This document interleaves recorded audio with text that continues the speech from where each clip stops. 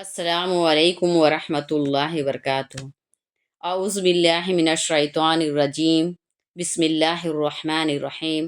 الحمد للہ رب العالمین، والصلاة والسلام علی رسولہ الکریم سیدنا محمد وآلہ وصحابہ اجمعین، اما بعد۔ رب اشرح لی صدری ویسر لی امری واحلل عقدۃ من لسانی یفقہوا قولی ربی زدنی علما۔ دوسرا پارہ ہے سیقول اور دوسری سورہ ہے البقرہ۔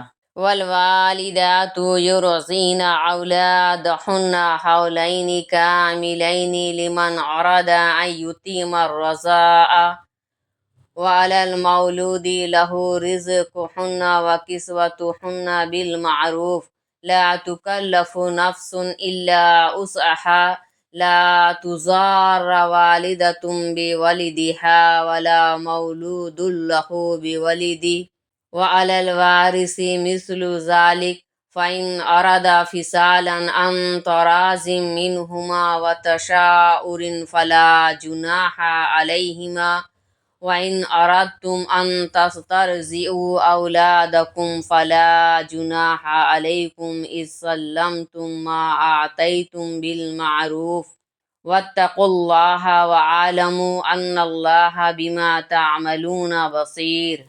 اللہ رب العالمین ارشاد فرما رہے ہیں، مائیں اپنے بچوں کو پورے 2 سال دودھ پلائیں۔ یہ حکم اس کے لیے ہے جو دودھ کی مدت پوری کرنا چاہے، اور اس مدت میں دودھ پیتے بچہ کے باپ پر ان عورتوں کا مروّض طریقہ کے مطابق کھانا اور کپڑا واجب ہے۔ کسی بھی شخص کو اس کی طاقت کے لحاظ سے ہی تکلیف دی جائے، نہ کسی ماں کو اس کی اولاد کے ذریعہ تکلیف پہنچائی جائے، اور نہ کسی باپ کو۔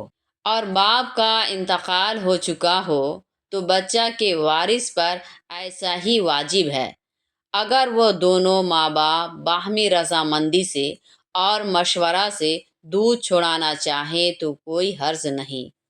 اور اگر تم بچوں کو کسی دائیا سے دودھ پلانا چاہو تب بھی تم پر حرج نہیں، بشرطے کہ مروّض طریقہ کے مطابق تم جو اجرت دے رہے ہو وہ حوالہ کر دو، اور اللہ سے ڈرو اور جان لو کہ تم جو کچھ بھی کرتے ہو اللہ دیکھ رہے ہیں۔ توجہ دے تاکہ بات ذہن میں رہے۔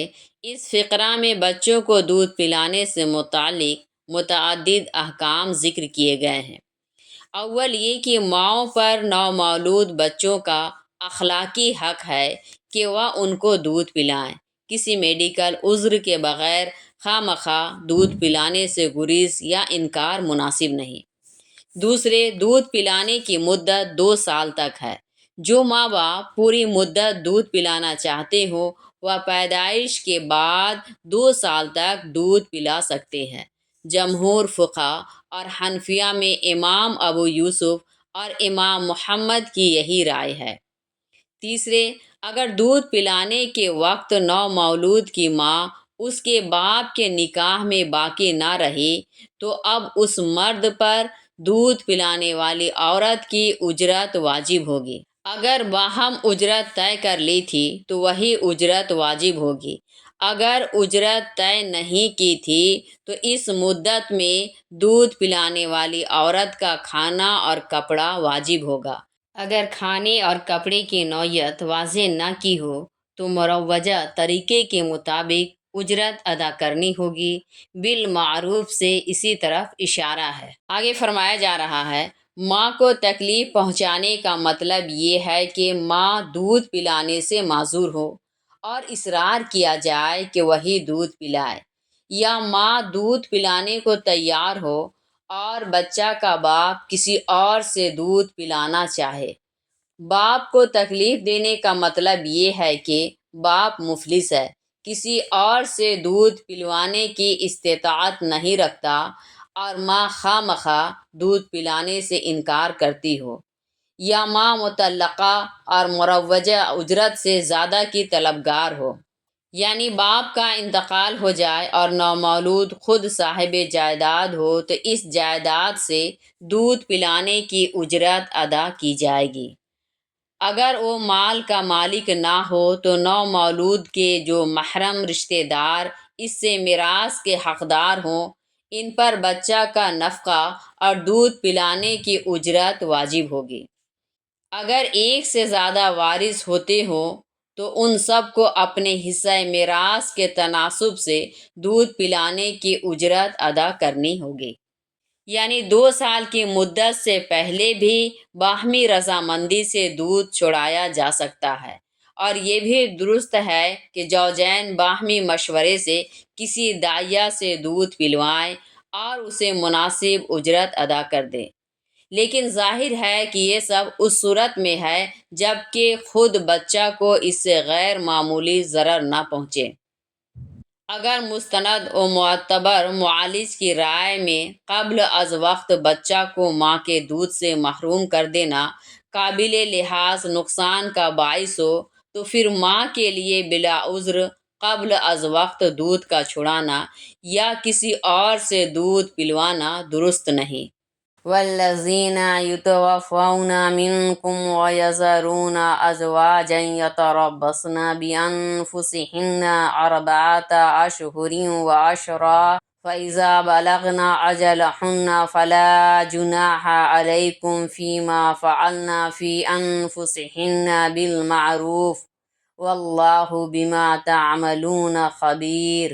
اللہ رب العالمین فرما رہے ہیں، اور تم میں سے جن لوگوں کی وفات ہو جائے اور وہ بیویاں چھوڑ جائیں وہ اپنے آپ کو 4 ماہ 10 دنوں روکے رکھے، پھر جب یہ اپنی عدت پوری کر لے تو اپنی ذات کے بارے میں درست طریقہ پر جو بھی قدم اٹھائے، یعنی اے بیوہ عورتوں کے اولیاء، تم پر اس میں کچھ گناہ نہیں، اور تم جو بھی عمل کرتے ہو اللہ اس سے باخبر ہیں۔ اس آیت میں 4 باتیں ارشاد فرمائی گئی ہیں۔ اول یہ کہ شوہر کی وفات ہو جائے تو بیوی کو عدت وفات گزارنی ہوگی، نکاح کے بعد شوہر کے ساتھ یکجائی ہوئی ہو یا نہ ہوئی ہو، ہر 2 صورت میں عدت وفات واجب ہوتی ہے۔ دوسرے، عدت وفات 4 ماہ 10 دن ہے۔ یہ عدت ان عورتوں کے لیے ہے جو حاملہ نہ ہو۔ حاملہ عورتوں کی عدت یہ ہے کہ بچوں کی ولادت ہو جائے۔ تیسرے، عدت کے درمیان عورت اپنے آپ کو دوسرے نکاح اور زیبائش و آرائش کے اسباب جیسے خوشبو، مہندی، سرما، کاجل اور رنگین کپڑے و زیورات وغیرہ سے باز رکھے۔ چوتھے، عدت گزرنے کے بعد عورت کو اپنا دوسرا نکاح کرنے کا حق ہے، اگر شریعت کے دائرے میں رہتے ہوئے وہ اس سلسلے میں کوئی قدم اٹھائے تو اولیاء کو اس میں رکاوٹ پیدا کرنا جائز نہیں۔ وَلَا جُنَاحَ عَلَيْكُمْ فِيمَا عَرَّضْتُمْ بِهِ مِنْ خِطْبَةِ النِّسَاءِ أَوْ أَكْنَنْتُمْ فِي أَنفُسِكُمْ علم اللہ انکم ستذکرونہن ولکن لا تواعدوہن سرا الا ان تقولوا قولا معروفا ولا تعزموا عقدۃ النکاح حتی یبلغ الکتاب اجلہ وَاعْلَمُوا أَنَّ اللَّهَ يَعْلَمُ مَا فِي أَنفُسِكُمْ فَاحْذَرُوهُ وَاعْلَمُوا أَنَّ اللَّهَ غَفُورٌ حَلِيمٌ۔ لا جناح علیکم ان طلقتم النساء ما لم تمسہن او تفرضوا لہن فریضہ ومتعوہن علی الموسع قدرہ وعلی المقتر قدرہ متاعا بالمعروف حقا علی المحسنین۔ وَإِن طَلَّقْتُمُوهُنَّ مِن قَبْلِ أَن تَمَسُّوهُنَّ وَقَدْ فَرَضْتُمْ لَهُنَّ فَرِيضَةً فَنِصْفُ مَا فَرَضْتُمْ إِلَّا أَن يَعْفُونَ أَوْ يَعْفُوَ الَّذِي بِيَدِهِ عُقْدَةُ النِّكَاحِ وَأَن تَعْفُوا أَقْرَبُ لِلتَّقْوَىٰ وَلَا تَنسَوْا الْفَضْلَ بَيْنَكُمْ ان اللہ بما تعملون بصیر۔ اللہ رب العالمین ارشاد فرما رہے ہیں، نیز ان عورتوں کو پیام نکاح کے متعلق اشارتاً کوئی بات کہنے یا اپنے دلوں میں چھپائے رکھنے میں تم پر گناہ نہیں، اللہ جانتے ہیں کہ تم ان کا ذکر ضرور کرو گے، لیکن ان سے خفیہ عہد و قرار نہ کر لینا، ہاں بھلی بات کہہ سکتے ہو، اور جب تک مقررہ عدت نہ گزر جائے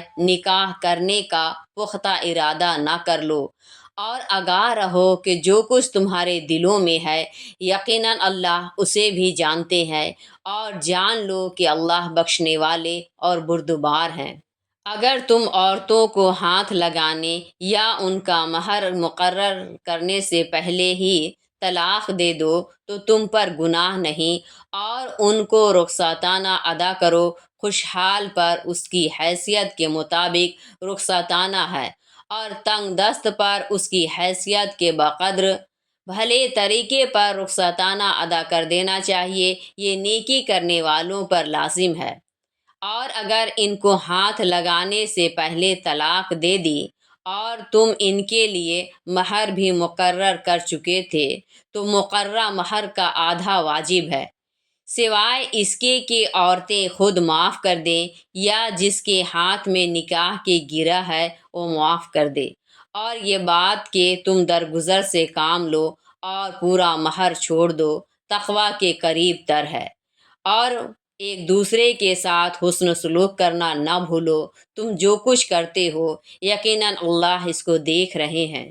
یعنی جب عورت عدت کی حالت میں ہو تو صراحتاً اس کو نکاح کا پیغام دینا یا نکاح کے سلسلے میں قول و قرار کر لینا جائز نہیں، البتہ اس کا اشارہ و کنایہ کیا جا سکتا ہے، جیسے اس عورت میں جو اوصاف ہے ان کا ذکر کرتے ہوئے کہے کہ میں ان اوصاف کی حامل خاتون سے نکاح کرنا چاہتا ہوں، اسی طرح زبان سے تو اظہار نہ کرے لیکن دل میں ہو کہ فلاں خاتون سے نکاح کرنا ہے، اس میں بھی حرج نہیں۔ یعنی یہ انسانی فطرت ہے کہ کسی عورت سے نکاح کا خواہش مند ہو تو ذکر کیے بغیر نہیں رہتا، اس سے وہی اشارہ کنایہ میں نکاح کی بات کہنا مراد ہے۔ مہر کے اعتبار سے مطلقہ عورت کی 4 صورتیں ہیں۔ اول، جن کا مہر مقرر ہو چکا تھا اور شوہر کی ان کے ساتھ یکجائی ہو چکی تھی، اس کا پورا مہر مقررہ واجب ہوگا۔ دوسرے، وہ جن کا مہر مقرر نہ ہوا تھا لیکن شوہر بیوی کی یکجائی ہو چکی تھی، ان کو مہر مثل یعنی اس کی ہم عمر خاندان کی دوسری خواتین کا جو مہر تھا وہی ادا کرنا ہوگا۔ تیسرے، جن سے یکجائی نہیں ہوئی البتہ مہر مقرر ہو چکا تھا، اس کا آدھا مہر واجب ہوگا، آیت نمبر 237 میں اس کا ذکر ہے۔ چوتھے، جن سے یکجائی نہیں ہوئی تھی اور اس کا مہر بھی مقرر نہیں ہوا تھا تو اس کے لیے متاع یعنی رخصتانہ واجب ہے۔ متاع ہر آدمی پر اس کی صلاحیت کے مطابق ہے۔ حضرت حسن رضی اللہ عنہ نے 10,000 درہم بطور متاع ادا کیا تھا۔ البتہ متاع کا کم سے کم درجہ یہ ہے کہ عورت جس معیار کا کپڑا پہنتی ہو اس کی رعایت کرتے ہوئے ایک جوڑا کپڑا دے دیا جائے، آیت نمبر 336 میں اس کا ذکر ہے۔ آگے فرمایا جا رہا ہے، جس کے ہاتھ میں نکاح کی گرہ ہے سے مراد شوہر ہے۔ خود رسول اللہ صلی اللہ علیہ وسلم سے یہ تفسیر منقول ہے، چونکہ عرب عام طور پر نکاح کے وقت ہی پورا مہر ادا کر دیا کرتے تھے، تو اب خلوت و یکجائی سے پہلے ہی طلاق دے دینے کی صورت میں وہ نصف مہر واپس لینے کے حقدار تھے، اس لیے مقصود یہ ہے کہ اس آدھے کو واپس لینے کے بجائے وہ معاف کر دے۔ حاصل ان تمام احکام کا یہی ہے کہ جدائی اور فرقت کے وقت بھی فراخ دلی اور کشادہ قلبی سے کام لے اور اچھے سلوک کے ساتھ دوسرے فریق کو رخصت کرے۔ حافظوا علی الصلوات والصلاة الوسطی وقوموا للہ قانتین۔ اللہ رب العالمین ارشاد فرما رہے ہیں، تمام نمازوں اور خاص کر کے درمیانی نماز کی پابندی کرو اور اللہ کے سامنے خاموش کھڑے ہوا کرو۔ صلوات وسطی بیچ والی نماز سے کون سی نماز مراد ہے، اس میں اختلاف ہے۔ راجح یہ ہے کہ اس سے عصر کی نماز مراد ہے۔ بعض حدیثوں میں اس کی صراحت ہے کیونکہ اس کی ایک جانب دن کی دو نمازیں فجر و ظہر اور دوسری جانب رات کی دو نمازیں مغرب و عشاء ہے۔ اس میں یوں تو تمام ہی نمازوں کی تاکید ہے، لیکن نماز عصر کے خصوصی اہتمام کی ترغیب ہے۔ یہ آیت اس بات کی بھی دلیل ہے کہ نمازیں 5 ہیں، کیونکہ صلوات وسطی کا عطف صلوات پر ہے۔ عربی قواعد کی رو سے یہ بات ضروری ہے کہ صلوات وسطی صلوات میں شامل نہ ہو، کیونکہ عطف مغایرت یعنی دونوں کے الگ الگ ہونے کو ظاہر کرتا ہے۔ صلوات کا اطلاق جمع ہونے کی وجہ سے کم 3 پر ہوگا، لیکن اگر اس سے 3 نمازیں مراد ہوں تو صلوات وسطی چوتھی نماز ہوگی، اور 4 نمازوں میں کوئی نماز بیچ کی نہیں ہو سکتی۔ بیچ کی نماز اسی وقت ہو سکتی ہے جب طاق ہو، اس لیے ماننا پڑے گا کہ صلوات سے 4 نمازیں اور صلوات وسطی سے 5ویں نماز مراد ہے۔ لہٰذا 5 نمازوں کا ثبوت خود قرآن مجید سے ہے۔ منکرین حدیث جو اپنے آپ کو اہل قرآن کہتے ہیں، 5 نمازوں کے قائل نہیں، 3 کے قائل ہے، وہ دراصل حدیث ہی کے نہیں قرآن کے بھی منکر ہیں۔ عربی زبان میں قنوت کے متعدد معنی آتے ہیں: اطاعت و فرمانبرداری، دعا، ادب و تواضع، طویل قیام، خاموشی۔ یہاں بھی مفسرین نے مختلف معنی مراد لیے ہیں اور ان سبوں کی گنجائش ہے۔ حضرت زید بن ارقم رضی اللہ سے مروی ہے کہ حضور صلی اللہ علیہ وسلم کے زمانے میں لوگ حسب ضرورت نماز میں گفتگو کیا کرتے تھے۔ جب یہ آیت وَقُومُوا لِلَّهِ قَانِتِينَ نازل ہوئی تو ہم لوگوں کو نماز میں خاموش رہنے کا حکم دیا گیا۔ اس حدیث کے مطابق یہاں قنوت کے معنی چپ رہنے کے ہیں۔ اس سے معلوم ہوا کہ نماز میں ہر طرح کی گفتگو کی ممانعت ہے، اس لیے حنفیہ کے نزدیک جان بوجھ کر گفتگو کی جائے یا بھول کر گفتگو سے نماز فاسد ہو جاتی ہے۔ فَإِنْ خِفْتُمْ فَرِجَالًا أَوْ رُكْبَانًا فَإِذَا آمِنْتُمْ فَاذْكُرُوا اللَّهَ كَمَا عَلَّمَكُمْ مَا لَمْ تَكُونُوا تَعْلَمُونَ وَالَّذِينَ يُتَوَفَّوْنَ مِنْكُمْ وَيَذَرُونَ أَزْوَاجًا وَصِيَّةً لِأَزْوَاجِهِمْ مَتَاعًا إِلَى الْحَوْلِ غَيْرَ إِخْرَاجٍ فَإِنْ خَرَجْنَا فَلَا جُنَاحَ عَلَيْكُمْ فِيمَا فَعَلْنَا فِي أَنفُسِهِنَّ مِن مَّعْرُوفٍ وَاللَّهُ عَزِيزٌ حَكِيمٌ۔ اللہ رب العالمین فرما رہے ہیں، پس اگر دشمن یا کسی کا خوف ہو تو پیدل یا سوار جیسے بن پڑے نماز ادا کر لو۔ پھر جب خوف نہ رہے تو اللہ جس طرح تم کو نماز کا طریقہ سکھایا ہے جسے تم نہیں جانتے تھے، اسی طرح اللہ کو یاد کیا کرو۔ اور تم میں جن لوگوں کی وفات ہو جائے اور وہ بیویاں چھوڑ جائیں تو وہ اپنی بیویوں کے لیے 1 سال تک خرچ اور گھر سے نہ نکالے جانے کی وصیت کر جائیں۔ پھر اگر وہ عدت گزرنے کے بعد خود ہی نکل جائیں تو اپنے بارے میں جو بھی کرے تم پر کچھ حرج نہیں، اور اللہ زبردست اور حکمت والے ہیں۔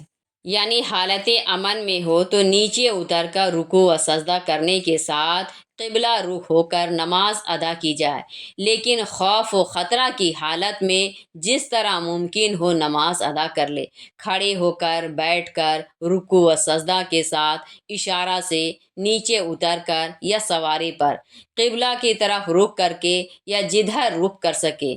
پھر جب خوف جاتا رہے تو معمول کے مطابق نماز ادا کی جائے۔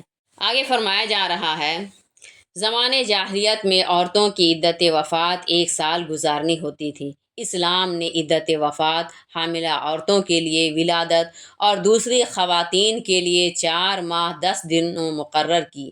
البتہ چونکہ میراث کا قانون نازل نہیں ہوا تھا، اس لیے بیوہ عورتوں کو 1 سال کے لیے نفقہ اور رہائش کی سہولت دی گئی، اور فرمایا گیا کہ اگر عدت گزرنے کے بعد وہ خود ہی جانا چاہیں تو جا سکتی ہیں، اور نکاح کرنا چاہیں تو نکاح بھی کر سکتی ہیں۔